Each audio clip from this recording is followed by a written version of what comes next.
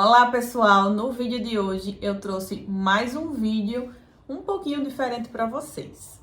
No vídeo de hoje eu vou falar um pouco sobre o meu doutorado aqui em Portugal, junto com minha amiga Débora, que também faz doutorado aqui em Portugal. Tem uma entrevista com ela sobre o doutorado dela, que aqui em Portugal a gente chama doutoramento, mas hoje vamos focar nas diferenças e semelhanças entre os doutorados, porque sim, mesmo sendo no mesmo país, cada instituição tem a liberdade de fazer o programa do jeito que achar melhor, certo? Então hoje a gente vai falar sobre as diferenças e as semelhanças dos nossos doutorados. Se você gosta desse tipo de vídeo, deixa teu like e não se esquece de se inscrever no canal. Eu sou a professora Lorena Luna, sou professora de inglês há 13 anos e há 5 anos eu me dedico a preparar alunos para todas as provas de proficiência de mestrados e doutorados. Então seja bem-vinda de novo ao canal e nesse vídeo a gente vai fazer esse joguinho de semelhanças e diferenças, certo? Isso. Então eu vou começar com a pergunta e ela vai responder e depois eu respondo. Como foi a entrevista do doutorado? Então, a seleção do doutorado aqui, ela teve 2 etapas. A primeira dela, que eu considero, eu acredito que a universidade também considera, como uma das mais importantes, que é a questão de toda a documentação em relação ao currículo acadêmico. Então, primeiramente, eles solicitam todos esses documentos, o seu currículo acadêmico contendo o quê? Sua participação em congressos, conferências, se foi conferência ou congressos internacionais, publicação dos seus artigos, quais revistas ou quantos você tem. Isso vai trazer um peso para esse primeiro momento, para essa primeira etapa da seleção, ou seja, o seu currículo acadêmico é o que vai poder definir se você passa para a próxima etapa. E a segunda etapa é a entrevista. Considero um pouco mais tranquila, porque aqui na Universidade do Porto, e a professora Lorena vai falar se foi assim na dela também, mas é uma diferença para nós duas com relação à nossa universidade no Brasil, a Universidade Federal da Paraíba, que a gente tinha que ter um projeto, já um pré-projeto, né, algo em torno ali das suas 10, 12 páginas, que constasse o que a gente queria trabalhar nessa linha de pesquisa. E aí, na entrevista, a gente teria que apresentar esse pré-projeto. E eram feitas perguntas sobre as reais intenções, motivações, linha de pesquisa, design experimental. Já aqui na Universidade de Porto, não precisa ter pré-projeto.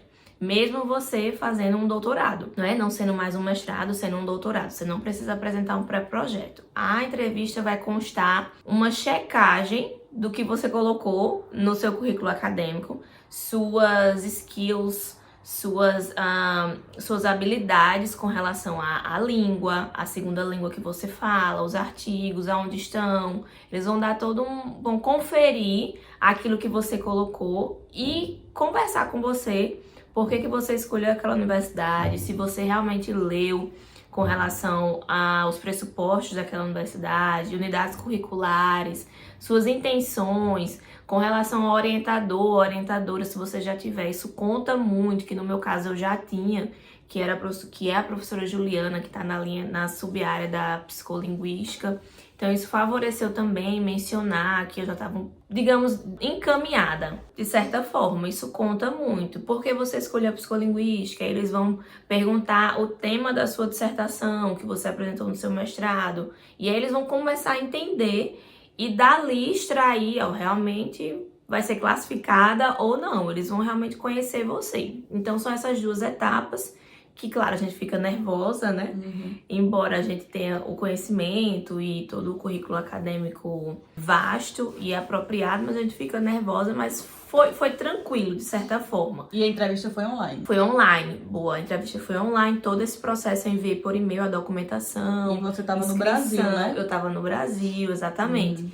Outra diferença é que na do mestrado, na Universidade Federal, foram 3 professores. Aqui foram 7 professores. É como se fosse mais ou menos toda a grade de professores do mestrado e do doutorado para te conhecer. E aí cada um fazia uma pergunta realmente aleatória, era algo com relação a minha carreira acadêmica e foi nesse molde, assim. A minha entrevista foi bem parecida. Também foi online, né? Mesmo eu já estando aqui em Portugal, eu já morava aqui em Portugal. E aí também mandei sem projeto, né? Não precisa ter um projeto quando você entra, você vai desenvolvendo ao longo do primeiro ano. E aí foi a entrevista, foi essa parte, né, da análise do currículo, análise toda da sua vida acadêmica e depois a entrevista online. No meu caso, não foram com todos os professores, foi com a coordenadora e a vice. E a vice, no caso, era a minha professora a minha futura orientadora, que eu já estava conversando com ela, fazia uns meses que a gente já trocava e-mails, ela já sabia do meu interesse nesse programa, ela já sabia do meu interesse, né, de tudo, e aí ela meio que já me conhecia, e aí a gente se conheceu mesmo assim, né, no online, e pronto, e foi bem tranquila a entrevista. Mas aí no edital tem as porcentagens do que é que vai contar na sua pontuação, Sim, né? sim, O teu verdade. tem também? Tem também. 10% é seu currículo. Eu lembro que 20% era inglês que estava contando, né? E no meu caso, eu já tinha preenchido esse requisito. E a entrevista pode ser em inglês ou em português. No meu caso, foi em português mesmo. Meu também. Ah, e demorou para sair o teu resultado? Ah, não, demorou não. Depois que eles validaram todo o recebimento, né, dos documentos, enviaram um e-mail dizendo que a entrevista seria na semana seguinte e o resultado da entrevista saiu no dia seguinte. Demorou um tempinho, eu acho que foram 10 dias. Depois da entrevista? Depois da entrevista. Ah, tá. Porque já era o resultado total, 10 dias e saiu assim, no último minuto do último dia. Eu acho que ainda passou pro outro dia, já era mais de meia-noite quando saiu. Mas é grandes emoções, né? E aí, qual a sua linha de pesquisa? A minha linha de pesquisa é uma sub-área da linguística chamada psicolinguística. Então, aqui a gente estuda os processos mentais com relação à aquisição, produção e compreensão da linguagem. Se vocês quiserem saber mais sobre essa pesquisa, né, você vai lá no outro vídeo que ela explica bem direito. Minha linha de pesquisa é linguística aplicada, que no caso é uma linguística aplicada ao ensino. E pode ser aplicada ao ensino do português, do chinês, o que for. No meu caso é aplicado ao ensino do inglês. Terceira pergunta, e as disciplinas? Pois bem, uma surpresa grande, né? Temos muitas disciplinas na Universidade do Porto, assim como temos testes, que eles chamam testes. O que me surpreendeu muito, né, provas, porque no nosso entendimento, pós-graduandos tem que estar focado em apresentação de seminários, trabalhos, papers, escrever artigos. E o teste em si não é o que estamos acostumados, mas aqui na Universidade do Porto temos testes. As disciplinas são presenciais, ou seja, eu curso 4 disciplinas, então eu tenho uma aula presencial. E é isso, o próximo semestre também eu pago mais disciplinas, vou cursar mais 4 disciplinas presenciais com avaliações, testes ou trabalhos. E as disciplinas? Pronto. As disciplinas são presenciais e eu curso semântica, linguística, metodologias, e aí aqui a gente aprende como realizar dados experimentais, a recolha de dados, enfim, que é super importante para minha linha de pesquisa. E a outra disciplina é a de linguística geral. No meu caso, eu não tenho disciplinas. Aqui em Portugal tem esse formato de doutorado ou doutoramento que é sem aula. Tenho disciplinas, mas não tenho aulas. As disciplinas são práticas. Então, nesse caso, uma das disciplinas desse semestre é de lecionar para os alunos da graduação. Então, eu tenho que montar um curso para eles, que já faz parte do meu projeto, montar um curso para eles e dar esse curso a eles. Então, uma das disciplinas é essa. O outro é a participação em um evento, organização em um evento. E a outra é escrita de artigo. Interessante, porque no próximo semestre aqui a gente cursa a disciplina de preparação da tese, né? Aí, no próximo semestre, são as mesmas, as minhas, Sim. Só que 2, né? Lecionação, parte 2, lecionação 2, escrita 2 e evento, congresso 2. Então, a gente tem que, dentro desse ano, a gente tem que fazer isso tudo. E aí, depois, a gente fica só com a tese. Muito bom. No próximo semestre, eu vou cursar Semântica 2, Fica um pouco à escolha do aluno no segundo semestre, mas tem que ter a preparação da tese, é uma disciplina que tem que constar no segundo semestre. No meu caso, Semântica 2, comunicação e multimídia, que vai servir como se fosse para a parte didática, né, do professor. E pronto. Mais uma pergunta. E as provas? Testes, exames, é que eles chamam mais de testes, né? Se existe. Se existe testes. Existe. Na minha universidade existe, foi o que me surpreendeu bastante. Não estava mais acostumada a fazer testes na pós-graduação. Também então, não. No mestrado eu fiz só um. Fiquei super, meu Deus. Então, temos testes sim, temos trabalhos. Fica a critério do professor. Tem professor que escolhe, prefere que seja só apresentação de trabalho e um resumo daquele trabalho que você apresentou. Na psicolinguística foi assim esse semestre, mas a professora já falou que ela alterna muito, porque testes é uma forma de avaliação frequente aqui na Universidade do Porto. É bem comum, na verdade, em todas as universidades. No caso, o Rômulo, meu marido, fez mestrado aqui e no Instituto Politécnico de Coimbra, e ele tinha muitos testes. No meu caso, eu não tenho testes. Qual é a distância da sua casa para a universidade? Como eu moro em Braga, então, e a universidade que eu estudo é no Porto, Braga para Porto de trem é 1 hora. Quando eu desço da estação, ainda leva mais uns 20 minutos, ou de metrô ou de ônibus. Mas é 1h20, então, para chegar. 1h20. Então, eu moro a 2 horas da universidade. De ônibus, geralmente eu vou de ônibus. Geralmente meu marido me deixa na estação do ônibus, né? E aí eu pego o ônibus para a universidade. E às vezes eu tenho que dormir lá, né? Por causa do tempo para voltar, se não tem ônibus, enfim, 2 horas. Agora, eu que estou no comando, vamos perguntar. Essa é muito boa. Se a universidade da gente é pública ou privada? A minha é pública. Pública. A minha é pública, porém... Eles vão saber no outro vídeo que você já explicou. Então tudo bem. Corta pro outro vídeo, segue lá.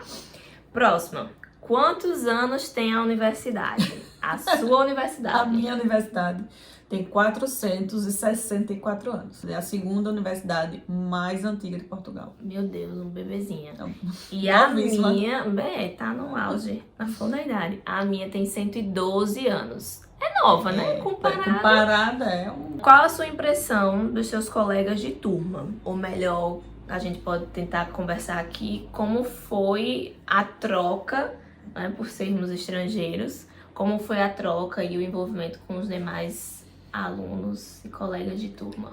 Então, assim, como eu não tenho aulas, eu não vejo eles com frequência. Sim. Mas, assim, a gente já se conheceu, a gente teve um seminário, né, pra se conhecer, se apresentar. E aí são bem legais, assim, são legais. Tem um colega de Angola, tem as meninas daqui de Portugal. E tem uma que eu fiquei mais amiga, que é a Yulia, né, que ela é russa. E, enfim, ela mora aqui. O mesmo pra mim também. A impressão que eu tive, o envolvimento com os colegas portugueses foi super tranquilo. E os chineses também. Temos algumas alunas chinesas e a relação foi super tranquila.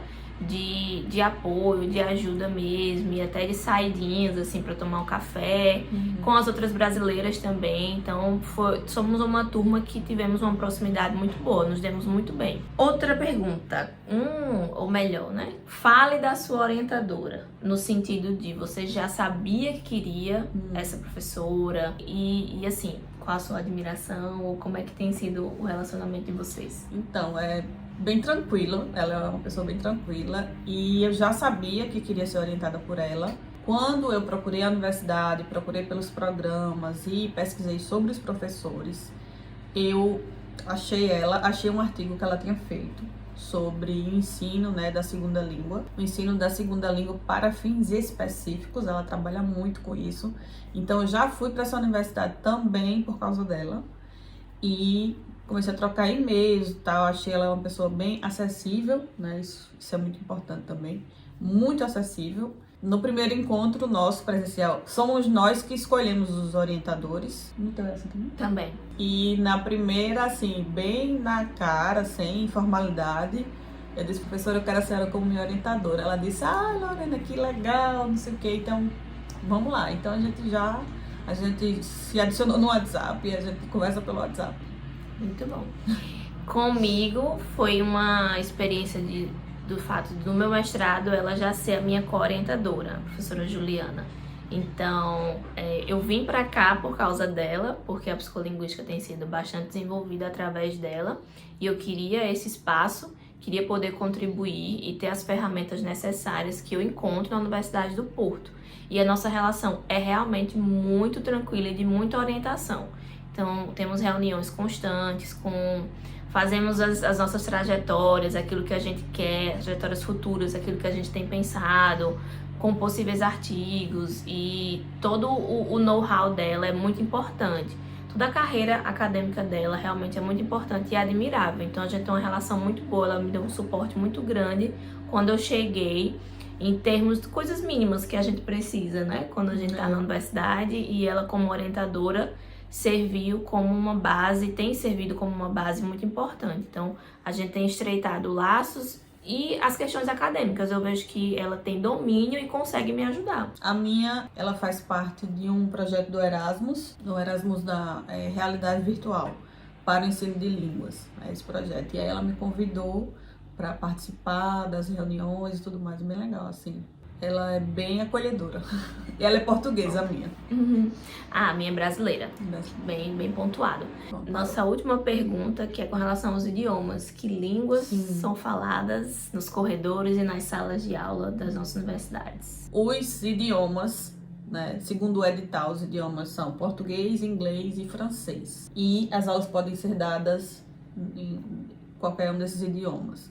Porém, geralmente temos palestras, né? Não tem aula, como eu já falei, e seminários em português. Mas, como temos a colega, né, que não fala português ainda, na verdade ela já está bem adiantada, né? Ela está aprendendo, e aí as professoras se comunicam em inglês com ela. Entendi. Pra gente também é em português, porém tem disciplinas que é escrito lá suitable for English speakers, ou seja, né, pessoas que precisam saber inglês para participarem daquela disciplina. A disciplina de didática, ela também tem a língua espanhola, inglesa e francesa. Então tem alguns seminários, alguns momentos em que é distribuído com essas línguas, mas majoritariamente nós temos a língua portuguesa dentro das salas. Eu quero adicionar uma pergunta agora, de surpresa. E as leituras que você faz no doutorado? Boa pergunta, professora. São todas em inglês. Todas em inglês, né? O material didático que é passado é mais robusto em inglês. Temos professores que conseguem enviar os arquivos em PDFs em português e inglês, por saber da necessidade de alguns alunos. Mas, no geral, as literaturas, elas são em inglês. No meu caso, não vi nada em português ainda.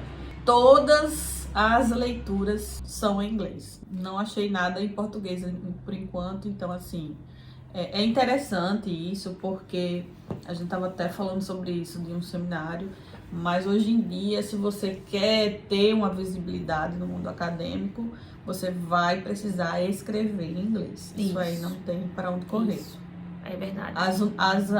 As revistas, né, mais importantes, que de maior impacto, são em inglês. São internacionais. Então você precisa ter o seu artigo na língua inglesa. É bem importante. E os mini encontros também que acontecem dentro do próprio departamento. Você estava em um, né, que a sua professora chamou, que a língua em comum era inglesa, de comunicação. Foi inglês esse encontro, porque tinha professores, né, participantes da Alemanha, da Turquia, da Lituânia, a gente de Portugal, e todo mundo se comunicava em inglês. Fica aí a dica para o quê, professora? Para o Proficiency Plus, que é o nosso curso de conversação e escrita para acadêmicos. Vou colocar aqui também no canal outro vídeo falando bem explicadinho como é que vai ser o nosso curso, e vamos abrir turma para fevereiro. Olha aí, fiquem ligados. Então, gente, queria convidar vocês para seguir o nosso Instagram, @proficiencyplus, vou deixar aqui, tá? Proficiency_plus, para vocês verem quando é que vão abrir as turmas. Eu vou deixar aqui na descrição também o contato. Para você que quer vir fazer doutorado, mestrado, doutorado aqui em Portugal, para você que também está fazendo mestrado, doutorado no Brasil e quer alavancar o seu inglês, Isso. certo? Então, eu vou deixar aqui. É muito importante que você tenha o inglês para leitura. Se quer apresentar, né, sua pesquisa num congresso internacional, é muito importante que você saiba inglês. Então, nosso curso é específico Isso. para acadêmicos. Exatamente. Então é isso, eu espero que vocês tenham gostado do vídeo. Não se esqueçam de deixar o like e se inscrever no canal. Obrigada, Débora. Obrigada a você. Tchau.